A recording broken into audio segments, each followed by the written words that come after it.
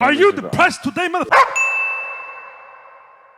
It's been 4 years. You show up out of nowhere. Time is short. You must understand. This album has been in production for much longer than I've had relationships. In the time span that I've recorded this entire goddamn album, I've been through 4 relationships. I graduated college with a bachelor's degree in music. My balls finally dropped. I ended up making, quitting, and reopening a YouTube channel. This album has made me suffer more than all of my previous relationships combined. And trust me, all of them were shit.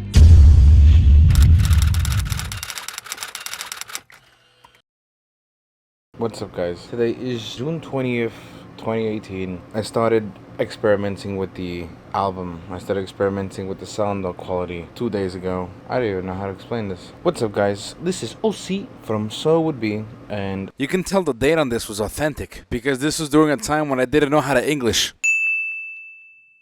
I want to give everybody an actual example of how far I've actually come. This is how the first album sounded like. This is how the second album sounds like with the remade songs.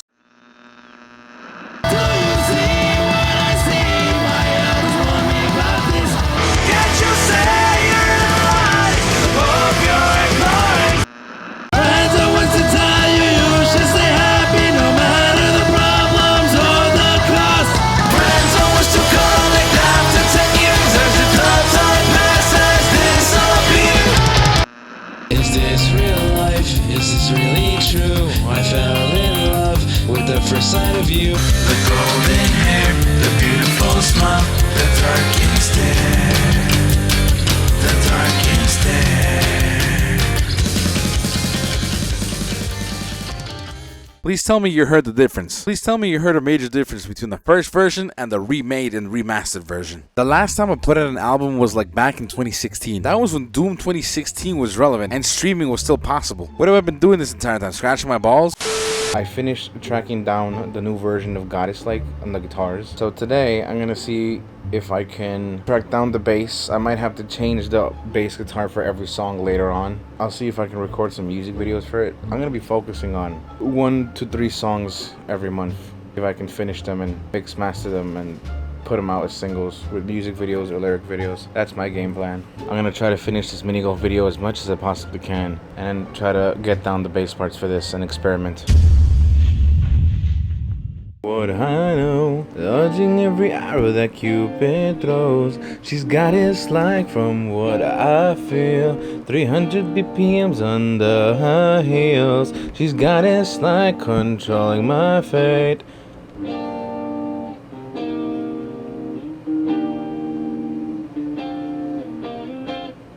Oh, yeah.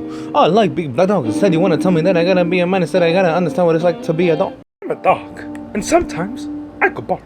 I'm not gonna lie to you, within a year or two, my voice has definitely progressed a lot, you know, compared to She's got his like from what I know. Also, if you're wondering why I started rapping, I honestly did consider rapping for this album. It didn't come out so well. So tell me, why do I always hide? And my feelings are inside, hiding from my allies. Please remind me to never, ever let me do that again.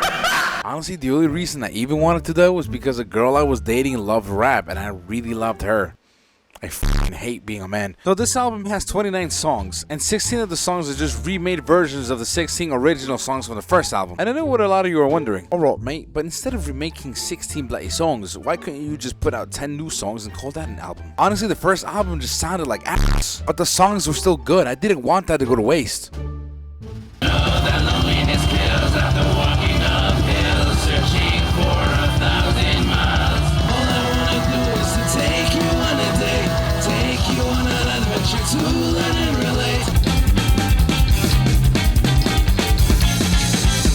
Would you like to re-enter reality? So if I chose not to remake these songs, I felt like I wasted a bunch of time and effort. So that's why I did that. So naturally, before recording an album, the first thing you want to figure out is what the fuck are you planning to do for this album? And like a teenage bisexual, I call this the experimental phase. Look guys, I can't play. And you can literally see like, well not all of them, but it's like, so she... Bruh.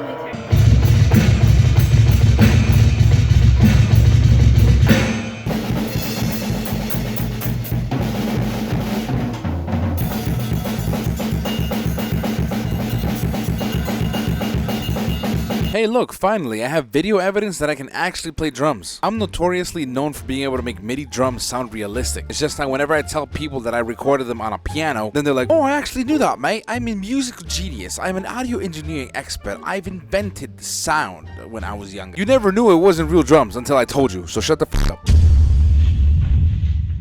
First things first, we gotta buy equipment before we record. You remember when I said that I was gonna stop video editing for the entire album? I wasn't kidding.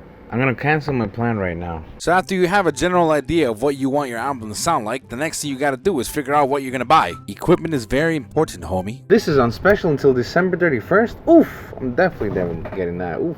This is the microphone that I'm going to be getting for the vocal aspect of the album. This was $400 and now it's $339, which is amazing. Until December 31st, I should have enough time to save for that. One of the biggest mistakes that I made when it came to the first album was that I went really cheap on a lot of the stuff that I shouldn't have went cheap on. Like the interface, cables, songwriting, hookers. Oh, $27.95, very expensive today. And speaking of going cheap on the interface, the old interface I used to have was a Scarlett 2i4. It was so bad that whenever I tried to record, it would freeze the program. So whenever it did work, I would just rush record and not give a shit. So here's a list of the things that I bought for this album. I got a brand new microphone right here, baby bottle blue.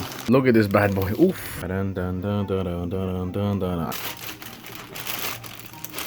Oh my god, I'm so excited! This thing will actually run you up to like $400, but I got it on B-stock, which means somebody bought it and then just didn't want it anymore, so they just sent it back. Nothing was wrong with it. Sometimes I wish I could do that to some of my exes when I met them. So the price for me went from $400 to $230. I'm a big vocalist.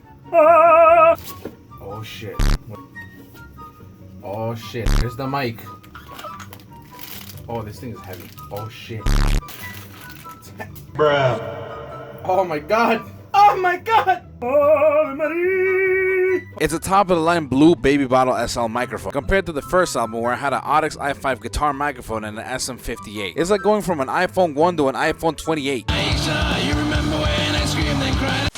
Cables came in, Mogami cables right here. They're really good. I tried them out. Nice quality. Amazing. Very amazing today. Up next, we have expensive-ass microphone and guitar cables from Mogami. I also went really deep into the piggy bank so I could buy myself a really good preamp for bass and vocals. Did I also mention it has tubes like the old guitar amps? And it only cost me like $350. Usually something like this runs for $4,000. Look at unboxing, but better. And I know I said I wasn't going to go cheap on this, but I'm not going to spend $4,000 on an album that's not going to guarantee me any returns. What do you think this is, a relationship? La la la la la. Very amazing. Very amazing boys. Very amazing boys. Alright guys, my final package is finally arrived. For a better interface that won't freeze up on me every 5 minutes, like your computer when you first discovered LimeWire, I went with a Scarlett 18i8 from Focusrite. Yes, the Scarlet Witch. That probably explains why it has so much power. Let's also not forget the guitar pedal from Radial that splits my guitar signal into 2 other signals, so I could run 2 different amps at the same time. It makes more sense later. Finally, I also went with these Mogami Spitif cables. It makes more sense later, trust me. So in total, I'd say I spent less than $1,500 on everything I needed. So basically, it's less expensive than trying to actually get head from a woman. And for the idiots out there wondering, well, why didn't you just get it professionally recorded? Than spending $100,000 on an album in an actual studio that charges you $100 per hour, so. Food for thought, nigga. Merry Christmas, too. Also, before I forget, make sure everything is set on the instrument as well. Like the action is set, the guitar is set up, the bass is set up, the strings are changed. Everything's working as it's supposed to be. The battery's brand new. A lot of people tend to forget to do this even before going to a professional studio. Completely organized today. Very organized, okay? Can all of us appreciate the fact that this is how my desk used to look like compared to how it looks like now? I really did live in a ghetto. Goddamn. There is a person, my hang. Look, she yelling. She yelling, boy. What happened to you, huh? Ha! Some of y'all have no idea how much I had on my plate while I was recording this fucking album. On top of having to go to school, work overnight, and deal with a lot of women worshipping bullshit, I also stressed out over putting out videos on time to be consistent. And let's not forget the amount of effort that I put on live streaming for no views. That shit was way too much bullshit for nothing in return. That shit felt like a modern relationship. What happened to you, huh? Ha! Okay, let's start off with the hardest instrument, the drums.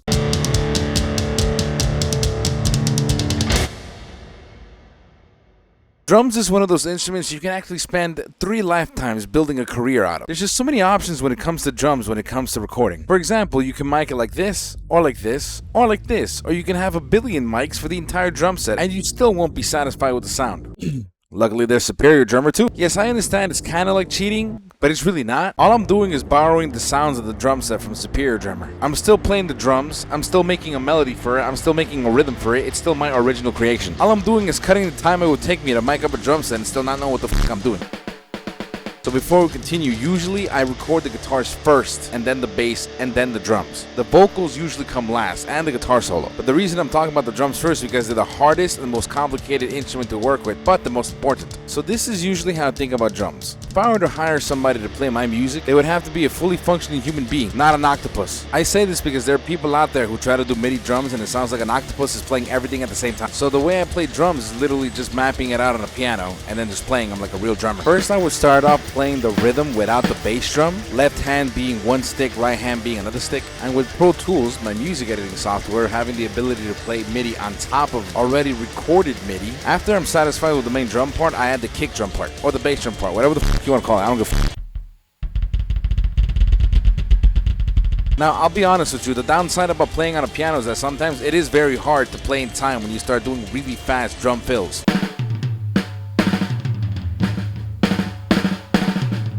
So in order to compensate for that, what I usually do, which is usually cheating, I would play those really fast parts in slow motion or in half speed. And then when I play it back normally, it's normal speed.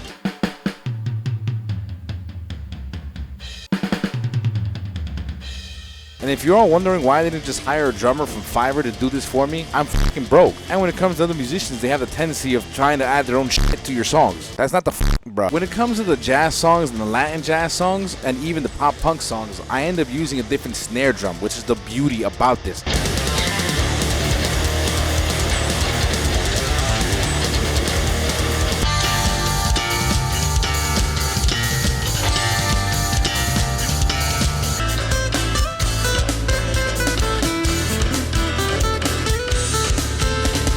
I don't have to go out and spend $300, $400, $500 on a different snare drum for the different sound. By the way, here's a fun fact. The random fact of the day. When recording studios record professional music, they have to have different amplifiers, different snare drums, different cymbals. They don't just have one. They literally have a bunch of different ones for your favorite record so that it sounds as good as it does. Like your favorite Metallica album, the Black Album, the reason the snare drum sounds so good is because they were recorded with live drums and an electronic snare drum, like the MIDI. A lot of recording engineers barely get any credit for the amount of work they have to do making your favorite record. Fucking Americans. As far as processing goes, I usually use these 3 things: EQ, limiter, and compression. When it comes to bass drum and snare drum, I use a bit of saturation, which is basically another word for distortion, so it can sound fat. When it comes to music, being fat is a good thing. I know for this video, I'm not going to spend 3 hours trying to explain how I mix and master. Unless I get like 3,000 likes, then we're talking. Because mixing and mastering is a whole nother world in itself. It takes people years and years to try to master that. And me trying to explain it in a 30-minute video is fucking impossible. I'm going to put some video links in the description below that has helped me. As far as the different styles go, I usually keep the drumming in its genre. But some songs, like some of the acoustic songs, have blast beats, which is a metal thing.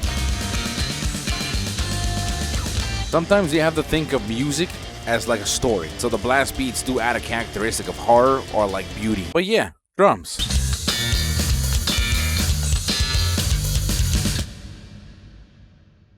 These instruments are in no particular order except the fact that the hardest one comes first. But right now we're going to talk about bass. Yes, the bass guitar, the instrument that nobody gave a shit about before Davey 504. He is a hero to us all. The only time I'll ever say that college was good for me was because I had one class out of like 80 other classes and a bunch of that I got into.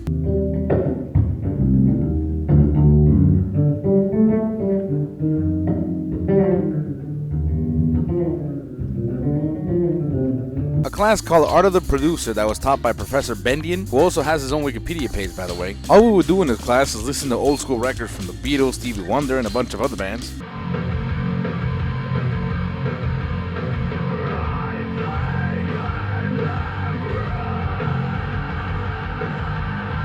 We would try to analyze and learn about the production value of these records. Like, for example, how the Beatles made all the sound effects they did in the Magical Mystery Tour album at the time that it was recorded. It was like never heard of. So one of the more interesting bands that we listened to was this band called XTC, which, by the way, I made a cover of their song for Final Exam.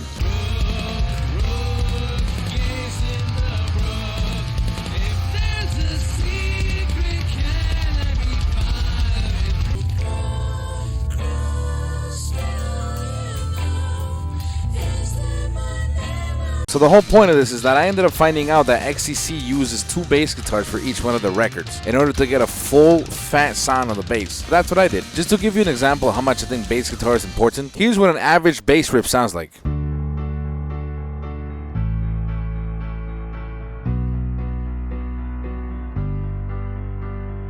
And here's what my bass riff sounds like.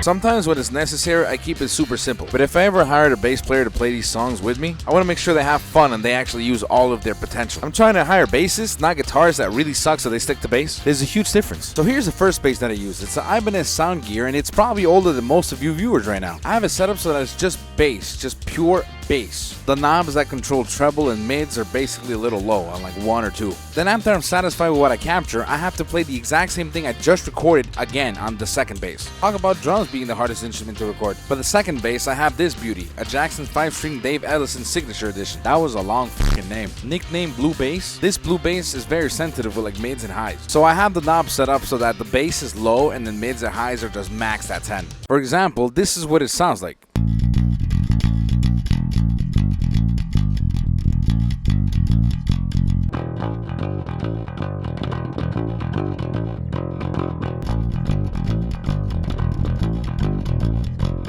Now, do you remember this radial pedal that I mentioned earlier? It basically splits the signal of one instrument to go into 2 different amplifiers. Now, for bass guitar, I have one signal going to the preamp and the other signal going to the interface. The preamp signal will give it a really fat, beefy tone, and the interface signal is going to be used as distortion. The distortion is basically going to add definition to the mix much later once all the instruments are in there. But we'll get back to that later. When it comes to the jazz and acoustic songs that I have, I will actually mic up the bass guitar itself. Its purpose is because I want to really capture that slap, that like high-pitched twang sound that you get when you slap the bass. I really wanted to capture that for those songs.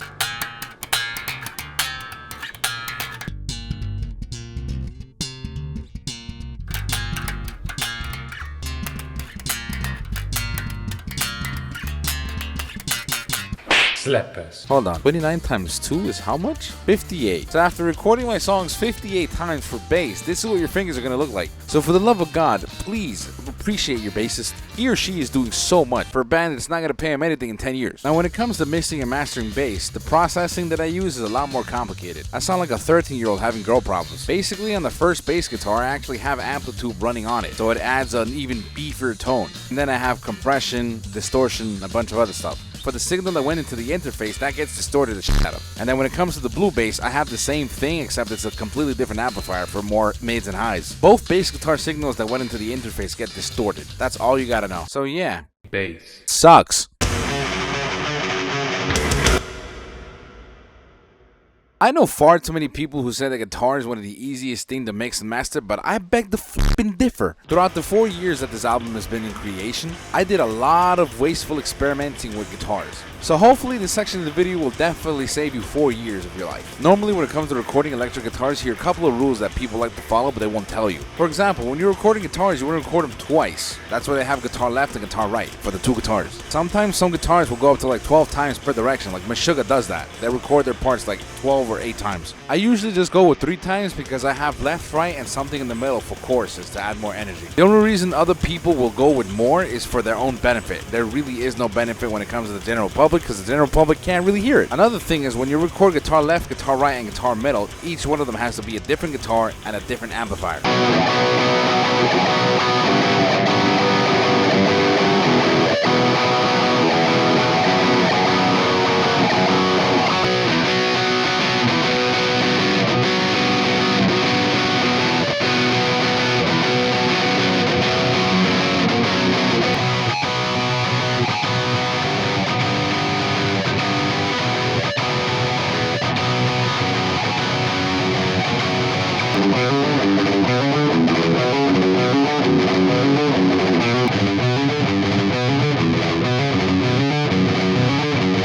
From what I've noticed, this gives a depth definition and it removes a lot of phase issues that you get when you record the same amplifier for the 3 takes. You'll notice this a lot when you listen to your mix in the car. Your guitars are going to fall apart and you can't understand what they're doing. One more general rule that I've heard and I've only applied to acoustic guitars is if when you're using the same amplifier for the 3 takes, you got to EQ them differently. Kind of how you achieve the 3 different guitar and amplifier method. So for example, left guitar could be more on the mid side, the right guitar could be more on the high side, and the mid guitar could be more on the bassy side. Now this is how I started recording guitars until much later. The same way with the bass guitar, where the signal would be split into 2 with the radial guitar pedal, I would send one signal to my Axe-Fx guitar amp and the other to the preamp. Basically an extremely expensive amp simulator, except most of the amplifiers in here were real guitar amps. Now you can basically reproduce the sound of that guitar amp. And you can customize the shit out of it. You can customize the amp, the tube, the power strip, the power voltage, the cone, the speaker, the cab, like it's endless. Top of that, the good thing about this is that I can even have guitar effect pedals in here. I don't need to go out and buy a bunch of guitar pedals for $100 each. They come with the Axe-Fx. Now before recording, the first thing I would do is I would just find a preset. I wouldn't even customize it to my own liking. Usually a lot of people will spend time miking, EQing, having no reverb, having barely any gain for their guitar amps. I just went with a preset and just went straight at it. So the guitar signal that went into the Axe-Fx, we split into 3 signals. I would have guitar amp 1, guitar amp 2,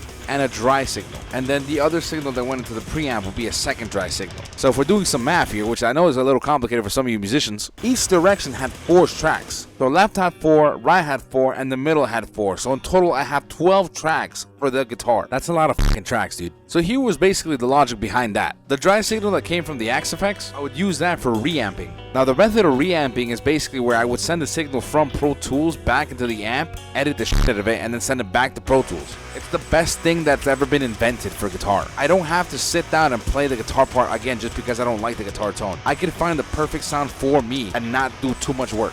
On top of that, I would have no quality loss. So that's why I went out of my way to buy myself Spiff cables from Ogami, because that's what I use to achieve reamping. Now, if you're wondering why I use 2 guitar amps, I saw a couple of videos on YouTube that some people will actually use 2 or even 3 guitar amps in the same direction. It gives them their tone, but I'm going to save you some time, and it didn't really add shit for mine. The only time I would use that method of 2 different guitar amps was for the guitar solo. And for the preamp signal that I had for the guitar amp, I was going to put an amp sim in that 3rd track and add a shit ton of distortion so I can have that real big ass metal tone. At the end of the day, it didn't add shit. It actually made my music sound like ass.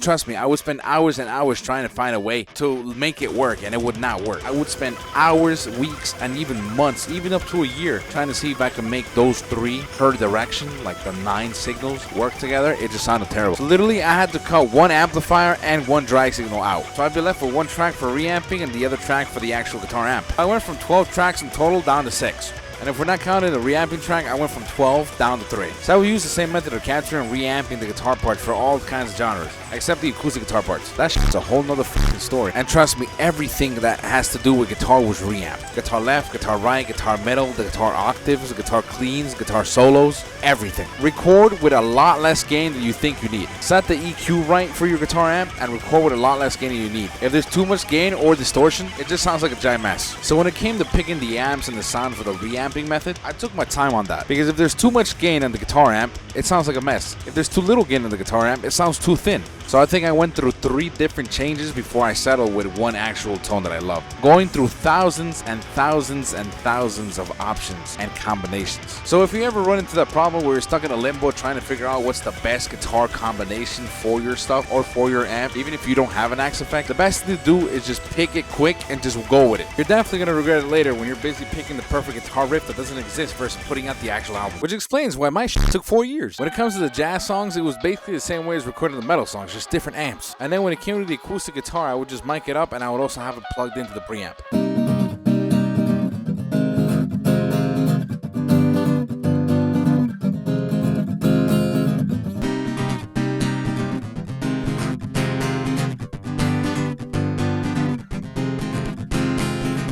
Now when it came to the acoustic guitars, I didn't have 3 different amps or 3 different acoustic guitars to do this on. So in order to compensate, I ended up EQing each side differently. Left was EQ different, right was EQ different, and middle was EQ different. That means I recorded each guitar part 3 times. Trust me when I tell you this, it sucked recording the acoustic guitar parts because the action on that guitar is so fucking high. And I had to do it 3 times per every song. If there's anything that I spend a lot of time making, it's the guitar solo. The next morning. It's like the most important part to me because it shows off how much skill I've actually collected throughout the years. I teach guitar for a living, and even I can't explain how I write guitar solos. It just comes to me naturally. I don't even think about scales or music theory or anything. Best way I could put it is that if the solo pattern doesn't sound right, I won't play it, and I'll rewrite it. As far as producing the guitar solos, kind of the same thing as guitars, except I use 2 amps per track. And I also make sure that the amps are different than all the guitar amps that I've already used for the guitars themselves. Different EQing, different amps, different cabinets, different mics. It's so that they can be distinguished. If all the amps are the same, sometimes you can't distinguish them, especially when you listen to them in the car. So let me break it down. The left side of the guitar, the middle side, the right side, the guitar solo harmony, the guitar octaves, and even the guitar cleans have different amps from each other. They do not have the same amps, they do not have the same EQs, they do not have the same mics or even cabinets. And if you're not fortunate enough to have an Axe or multiple different amps, you just EQ them differently in post-production. If you are a 5-piece band and you all put about $2,000 together each member, if you were like 5 people, you could afford everything that I could afford to make an album. And you would probably be spending triple or quadruple the price if you go record at a professional studio. Just think about that. As far as the guitar optics goes, there used to be 2 different amps, now it just stuck to 1. And as far as the clean guitars go, like this section,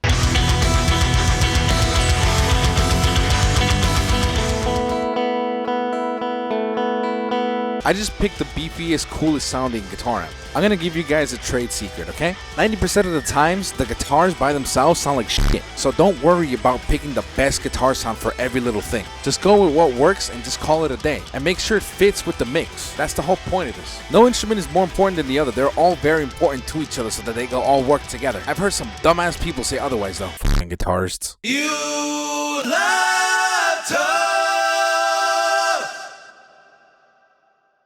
Trust me, I know you want to hear about this one. Vocals is one of the hardest instruments to work with in the studio. It's kind of like that one nagging client that doesn't shut the fuck up. That's vocals. Now, before we get into actually how I recorded vocals, let's talk about the lyrics real quick. I ended up just writing lyrics on Microsoft Word, and I ended up organizing it so much it's more organized than my college resumes. It's fucking beautiful. Today is March the 7th. 2020. I usually don't keep every lyric the way it is in the entire song. Sometimes I change them. Like over here, I changed this part to Spanish because it sounded better in my opinion. So all the lyrics are done for every song. They've been in production for a while. Check this out. The first one that was made was in June 5th, my guy. Most of the lyrics were about exes, were about heartbreak. I went through a heartbreak. You know this. You guys, most of you guys know this. I wrote a lot of them about my exes and about heartbreak and about love, and I didn't want to do that anymore. I wanted to write a fucking song about something else. And that I did. So instead of making songs about my exes and about really personal shit, I ended up trying to broaden the story so that more people related to it. So instead of talking about a brown cat with orange spots on his eyeballs and ball sacks, I ended up talking about an orange cat trying to find love in a city full of black dogs. Now, if you all remember, first time I ever did vocals was actually on the first album. So the first time I ever actually tried to sing was very recently. And I'm going to explain why that is. Here's the story time. When I started So It Would Be, I wanted it to be a band, and I had a drummer, a bassist, and a guitarist. I would be the lead guitarist and vocalist. What ended up happening was that the people I was working with were so fucking unreliable, like usual musicians, that I ended up losing all my members before I could finish recording my own album. The main problem was that I originally did not want to be a vocalist. I didn't know how to sing, and I was told that I suck at singing. I was forced to sing. I couldn't find a vocalist in time, and I realized that if I did find a vocalist, I would spend another year just trying to make lyrics for him to like or her to like. It was bullshit. So I ended up being a vocalist. Now, the issue with the first album was that I didn't know how exactly to sing, so I thought that singing raspy voice would be the best option. And I ended up just destroying my voice for the entire album, as you hear. I should be free, but still I cannot fit. Believe it or not, during this song, I actually had a severe fever and a sore throat. And I still forced myself to sing so I could finish the goddamn album. Once I was ready to record the second album, I actually did a lot of practicing. I went to school for vocals. I went to university for vocals. I did a lot of training before I was ready to record another album. One of the things that I made a mistake of when it came to the first album was that when I did vocals, I only recorded it once. Believe it or not, you're actually supposed to record it twice, just like a guitar. So I kind of got a little creative, and this is what I did. I ended up recording every melody 4 times. 2 times I would record the melody normally with my chest voice. Then I would record the same melody twice with a raspy voice left and right. And if I had a harmony, I would have to record that another 4 times, the same way. If there was a third harmony, same thing. When it came to growls for metal songs, I would record a deep growl twice, and I would record a different kind of growl twice as well, left and right. Do you say what I say? My elders warn me about this. Can't you say you're in lies? You support pure ignorance. Your accomplishments mean little to nothing, my dear. Yeah, you believe that dying hungry is your last fare. Do you say what I say? My elders warn me about this. Can't you say you're in lies? You support pure ignorance. As far as the production of vocals go, I would just plug in my blue microphone into the preamp like I always plan to do. When it came to some of the songs, there were some parts where I sang softly instead of normally. I know this is how you get anything you want, anything you need. And by the way, during the recording of this album, I did live with people. It sucked trying to sing in front of them. It sucked trying to find a time to actually sing as loud as I can for this album, and then they're trying to sleep. 5:52 in the morning. Actually, no, it's 5:52 in the afternoon. It's March 17th. We have about 11 to 12 songs done as far as Latin jazz and some metal songs go. As you can tell, because of this whole corona shit going on right now, because people are still here and my little brother can't go to like his karate classes and shit. I used to have the house to myself, now I don't. So you know how embarrassing it is to like sing really loud for the metal songs while everybody else is listening to you? That shit is embarrassing. What I've been doing right now is that I've been compromising since this whole corona shit is happening. I've been doing the Latin jazz songs, flamenco songs first. It's going great. Here we're gonna try to do some fucking vocal recordings with my girlfriend laughing the entire time. That had to be EQ'd differently because whenever I would do a soft voice, it would pick up a lot more bass than with my normal voice. When it comes to the EQ, I would actually remove a lot of low mids. That's mainly because my voice is naturally there and is very, very, very low mid. The 2 hardest songs that I had to sing was Use Jealousy to Control Me, because this super high part, I can't say you love. And here she comes, the Red Goddess. There's a part after the solo where I just can't figure out what note to sing. It doesn't fit with the song and the rest of the melodies of the song. So for example, this part right here.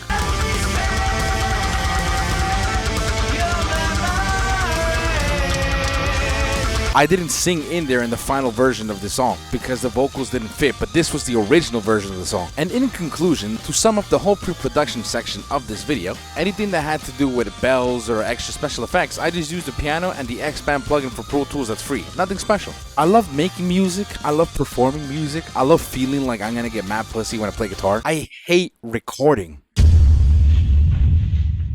Today is August 19th, 2021, and I've officially and finally finished this goddamn album. Woo! Hello. By the way, this album actually has a feature. Is what I'm doing a mistake? Will you leave me alone, betrayed? I want to thank my friend Melissa, link in the description below, for coming over and singing this song for me. I don't know what it is about female singers, but for some reason when you ask them to do a feature for you, they think you're just trying to rip them. Yikes, that actually sounded a bit harsh. It took me a while to find somebody to sing this song for me, and honestly I think I made the right choice with Melissa. The song is called My Love Is Eternal For You, and the whole point of the song is that it's a man and a woman singing to each other, but they're both exes. During the time that I wrote the lyrics for this song, I actually was going to get my ex to sing this song with me. Thank God I didn't. So today is August 20th, the day after Melissa came over and finally recorded the song. And honestly, Melissa, thank you so much for doing this for me. I owe you big time. So the date today is March 31st, 2020, 1:11 p.m. Like I promised, all the songs are totally finished. I mean, bro, I finished all of them, dude. I finally finished all 27 songs, dude, including like 2 extra ones, bro. Listen.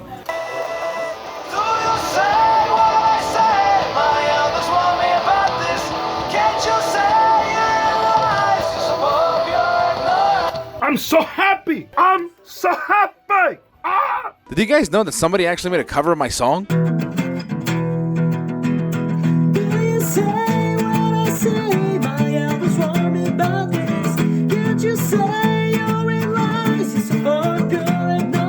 We're literally about to hit a 30-minute mark. I hate this. Alright, so now that the songs are finished, I have to mix, master, and EQ every single one of them. All 29. I hate this. Alright, so right now we hit the 33-minute mark, and I wanted to include exactly how I mix and master everything, but the longer I started voicing over how I do that, it's actually longer than how long the current video is right now. Bruh. So, when it comes to mixing and mastering, there's so much you have to worry about, and when you're trying to teach somebody else how to mix and master, it's even triple that information. It's very hard to try to get them to understand how to mix and master when they have no idea what the fuck they're doing. Doing that for a video is even fucking worse. If this video gets like a bunch of likes, or it helps me get subscribers, or it helps promote the album, I'll try to even do a live stream of how I mix and master a song from start to finish. From recording the song, writing it itself, to finishing it. Mixed and mastered and ready to go for sale. I'm not gonna put too much effort on trying to explain how to mix and master on this, because that's gonna take way too fucking long. I'm trying to get back to live streaming and eating some ass. Alright, homie?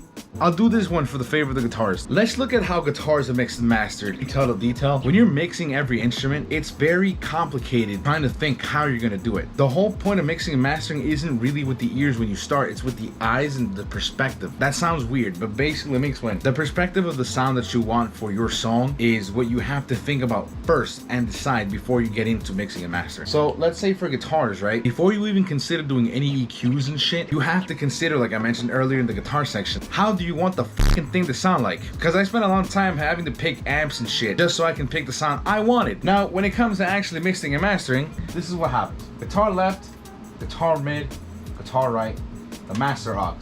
So for guitars itself, I need an aux track. These three from here are sent here to this track.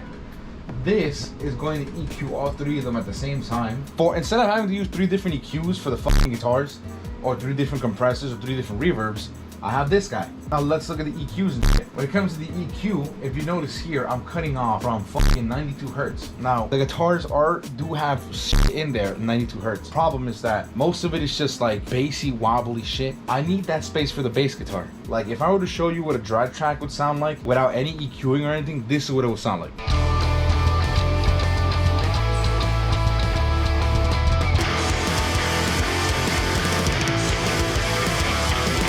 It sounds like ass. Then afterwards, we have this guy. This is a compressor, and then what compressors does is that it keeps all the dynamic shit, so when you're playing soft and then loud and then soft and then loud, it keeps them in a similar level. And what this does is that it keeps a specific frequency down. So the first EQ, I take out frequencies that sound like shit.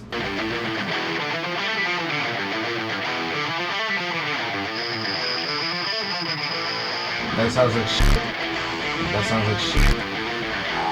That, you know what I'm saying? Well, we're like, alright, what sounds bad? This sounds bad, this sounds, oh, okay. This sounds horrible. Alright, take it down. That's called subtractive EQ. You take out stuff, sounds like shit. Next thing I do is compress it a bit. Then I add EQ, like one is subtractive, the other one is that I add EQ. I boost it so that it cuts through the mix so people understand what the fuck I'm playing. And when you pan shit left and right in a stereo frequency, they lower in volume, so you have to raise the volume by EQ, not by volume itself. So then finally, I have this EQ. Now what I like about this fucking EQ is that I can solo sections and see what sounds good and what doesn't sound good.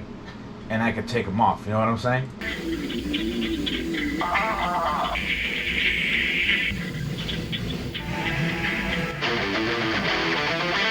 We have this guy, the reverb over here and the delay.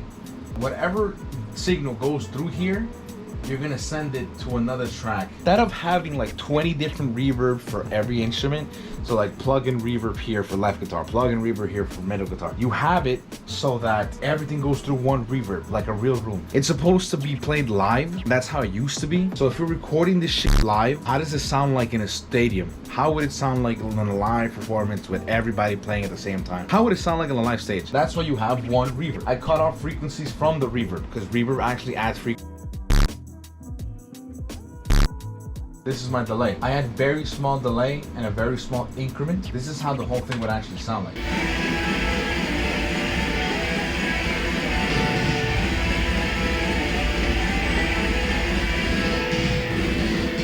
That's just guitars. Now imagine the drums, the bass, the vocals, which is the hardest, the guitar solo, the cleans, the effects, and on top of that, make it all fit together. Like for example, top-down mixing, you start off with the limiter and this shit, and that shit. It takes a lot of work to mix and master. It took me a long time. And the last thing I want to mention is these are the two headphones that I mix and master on. I mix and master on cheap headphones. These are Skull Candies that were 20 bucks. And then I also mix and master on really expensive professional headphones. This cost me about $600. This cost me around 20. I use this because it lets me hear absolutely everything in my mix, and it lets me hear the reverb and the special effects, and there's too much and there's too little. This I use to mix and master so I can hear what everybody else hears in my mix and master. You know what I'm saying? So everybody's gonna listen to my music on cheap headphones. That's just the truth. Car speakers, cheap headphones, like kids using cheap like $2 headphones, adults in their cars, you know what I'm saying? So you have to simulate everything. And then at the very end, once I think it's done, I take a break, I mix them on these and see if they what I can fix and if the frequency's heard or not. And then I have to test that on the fucking bro, it's complicated. People don't understand how complicated it really is to mix and master, because pop music just gives you the shit right there. The way I make it sound good on all platforms is because of this fucking guy. All right, so if you see this right here, this is supposed to be the best thing in the fucking world for headphones. These are my two headphones. I bought this for like 50 bucks because I'm a teacher. It has the majority of mixing mastering headphones and just normal headphones in general. Like let's say you put this one, this is my Skull Candy, and it will flatten it. This is the green one, is what the Skull Candy amplifies or removes. What the plugin does, that it really flattens the shit out of it, and you can actually hear everything. I'm not even done. I'm still trying to explain the last important part. What I do when I think the song is done here, this is what I do. I take it out, I bounce it, and I put it on Google Drive, and then I listen to them on these cheap headphones from Walmart, and I listen to them in the car on my phone. And then I literally have to sit down and be like, all right, what is it missing? I think it needs more bass. I think this song has too much highs. I think the drums are too loud on this song. I think the vocals are too low on this song. And I have to write it down and then fix it and then repeat the whole fucking process again. Now finally, this is the last thing. When they're completely fixed and they're completely done, and that takes about a whole year to do, I did it in like 3 months. Once I think they're really done, I take it for one more test drive, and I listen to them on these headphones, on my phone itself, the phone speaker, the cheap headphones, and on the car. And I'm like, all right, I'm gonna do like a final thing that I think should be done, like raise the vocals by 1 decibel, lower the bass by 2 decibels on every song, and then I do it, and that's it. I don't touch it ever again. But other people like me, I struggled so hard to try to figure out a way to mix and master my music. Stressful, bro. It's so stressful.